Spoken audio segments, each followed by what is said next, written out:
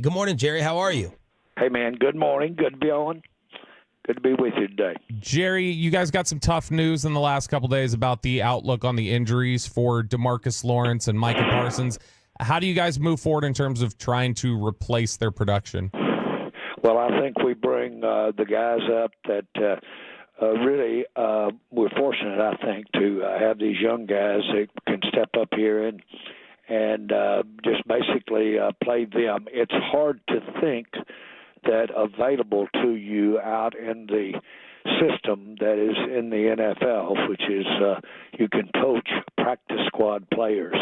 It's hard to think that there's someone that you can step out and coach that could literally step in this week. Now, step in for you 2 or 3 games from now, yes. And so you may see us do that.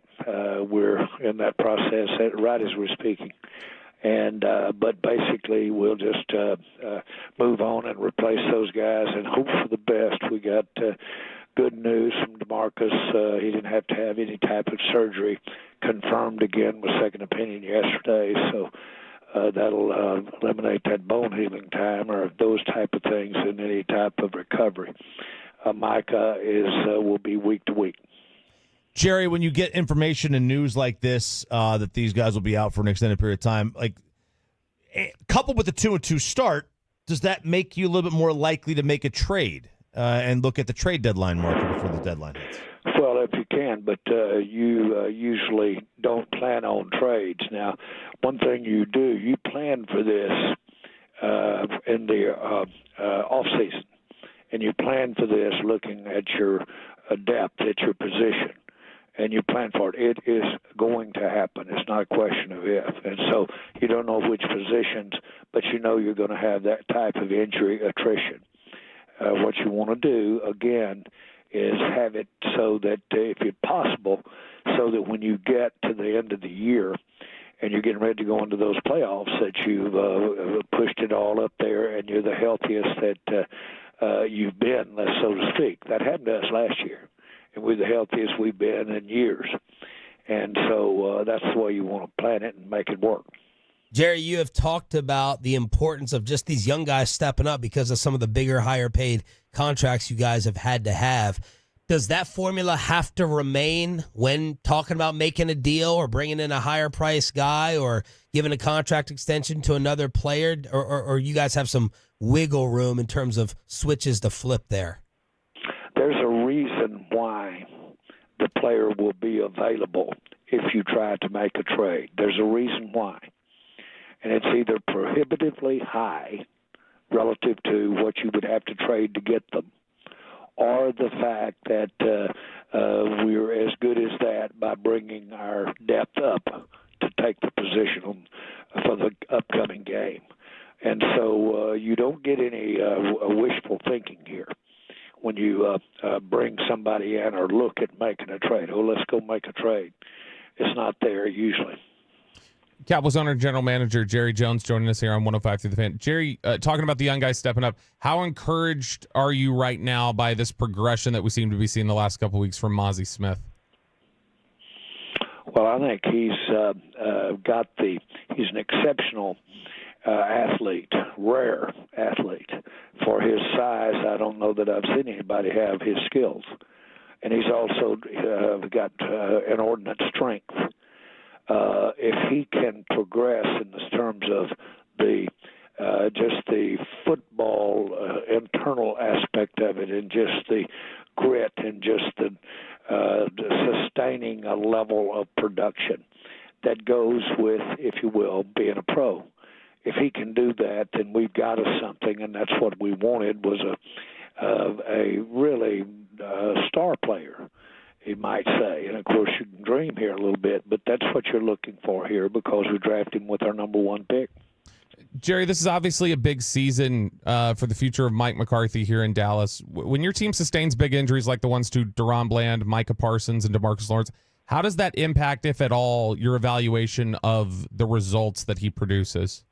Well, that's why that you say, well, it's a record thing. It's either you did or you didn't. As Bill Parcells said, your record is what you are.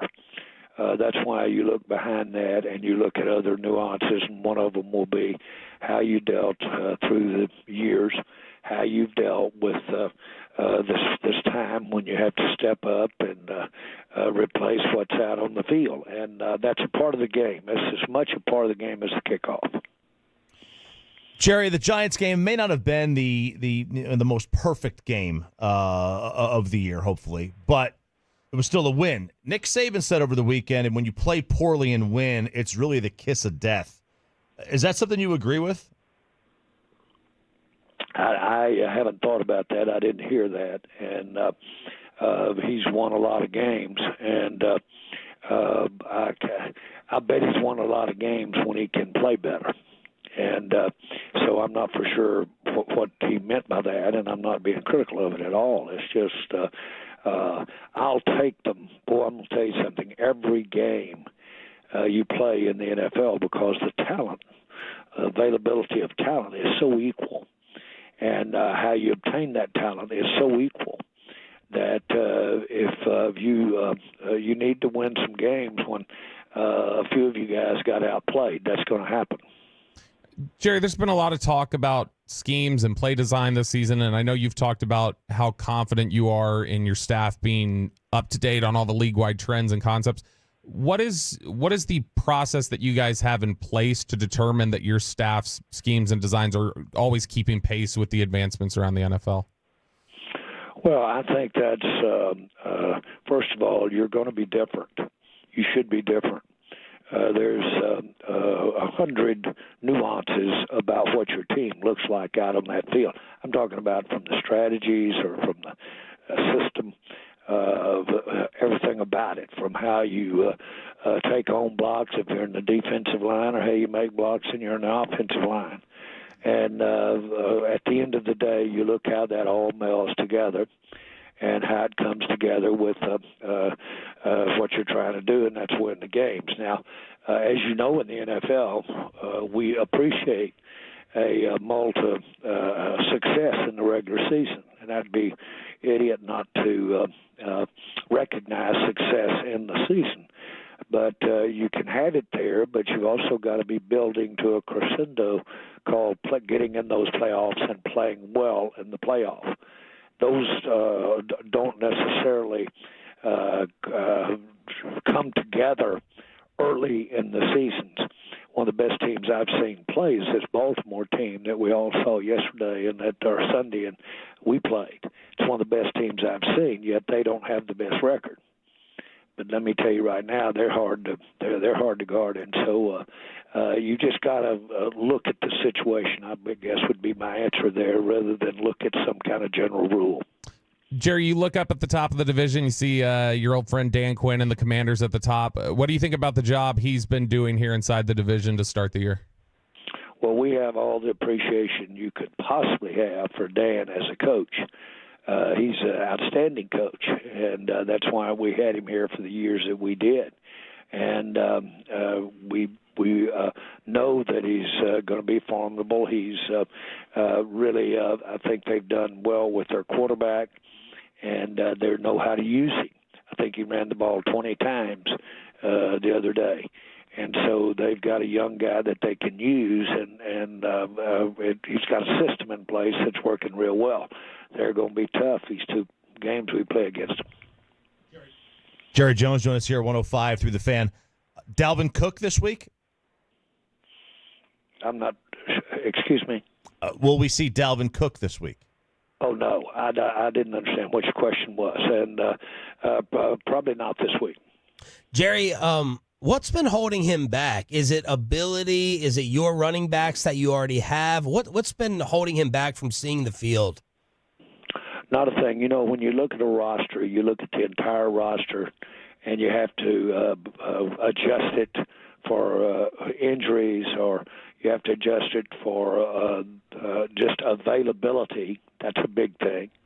And you have to adjust it for how you're going to use them. The other day, we didn't run the ball much at all. And so you've got to evaluate how you're going to look at any position, whether it's his position or whether it's receivers or what. all of that comes to play with what you're doing. And so we very easily could be light at running back as we go into this ball game this week. Jerry, how did you feel? In terms of numbers. Jerry, Tyler Guyton, it looked like, had some struggles in the Giants game just with penalties and some young miscues. How do you feel about how he's been progressing? And who you're talking about there? Tyler Guyton. Tyler Guyton, he's outstanding as a rookie. I couldn't be more pleased with him. Now, we really have to work on our penalties, on our holding. And we all easily can see that, but we must. But as far as how he's progressing, I'm really thrilled with what I see, what he is when he's on. And I understand to some degree some of the challenges you have with the holding thing. But all in all, I'm really pleased with Tyler. Jerry, Brandon Cooks has been off to a little bit of a slow start statistically, at least to start this season. How do you feel about your receiver room behind CD and I guess Brandon Cooks specifically?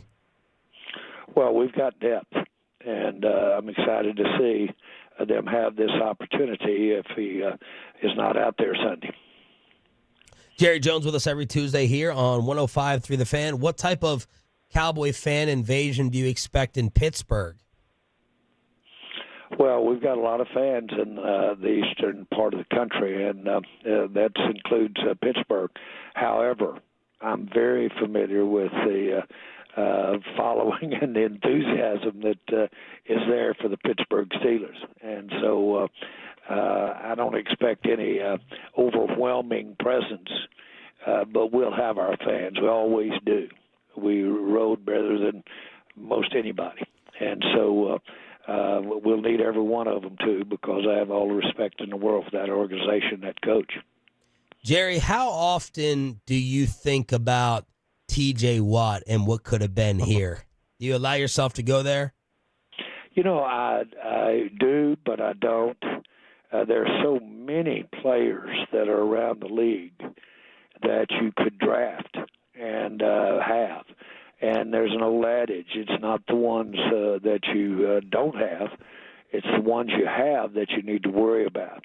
And so I look at players all the time, and when I see them playing well, I said, well, they're playing up to how we had them evaluated, or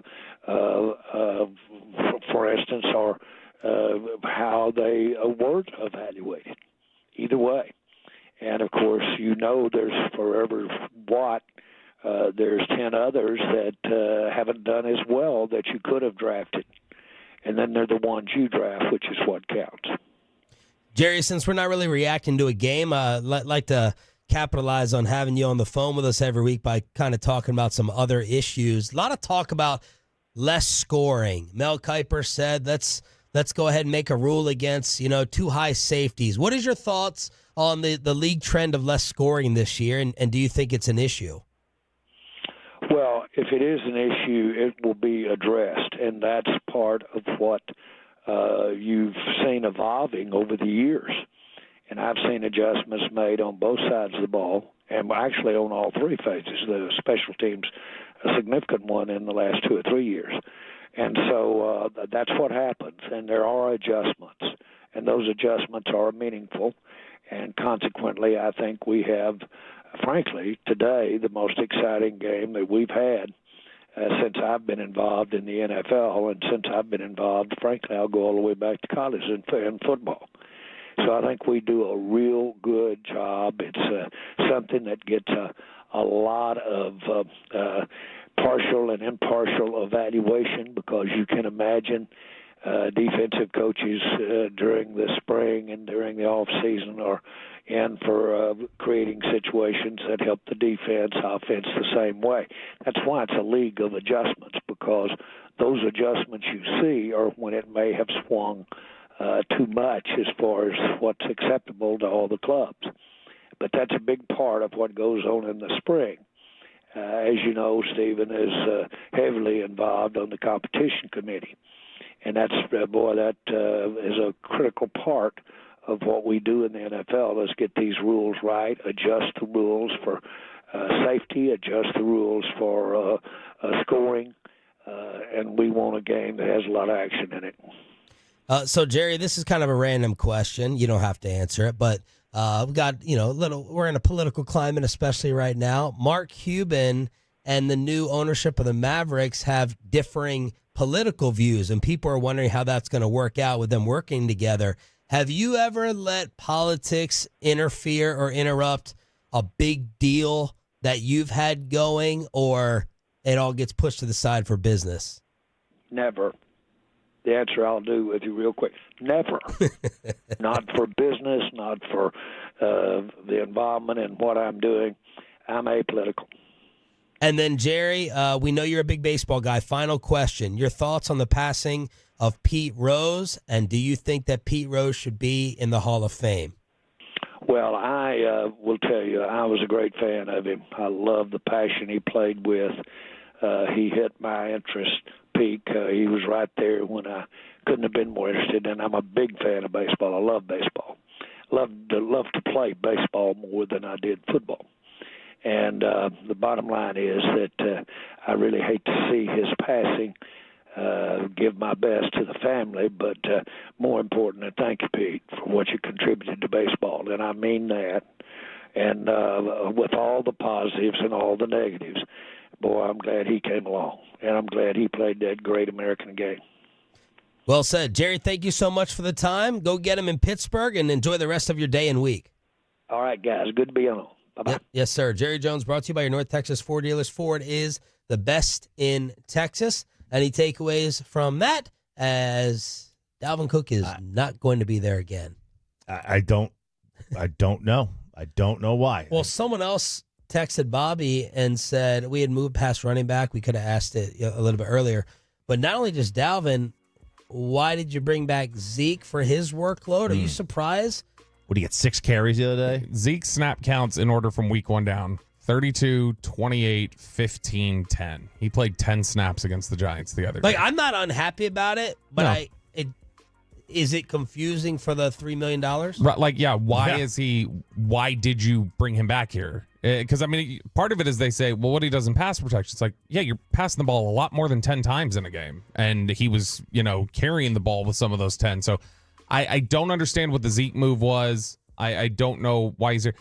The thing that stood out to me was the question of how does this impact McCarthy as an evaluation? And when he said either you did or you didn't, and injuries are as much as a part of the game as a kickoff, that to me says, doesn't matter. Doesn't matter. It does not matter at all. He's got to show that he can. It almost sounded like he was saying the response to the injury is going to be weighted even heavier. Let me see how you handle this, because this will tell me if I've got the right guy or not. And all of us are in agreement that it should not give McCarthy or Zimmer a pass with Micah and Tank out. Yes. Yeah. Because, it's year 5. Year 1 as an adjustment, sure, maybe. But, this is year 5. It's time. You got to figure it out.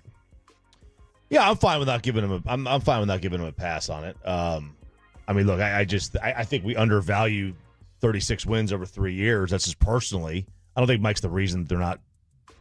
Yeah, they haven't advanced to the Super Bowl, but I'm not going to die on that hill. I don't have a problem if they were to move on from him. I will say, I think when I asked him about Brandon Cooks, I think he thought I was talking about Dalvin Cook again, because he was talking about, we'll see if he's out there this week.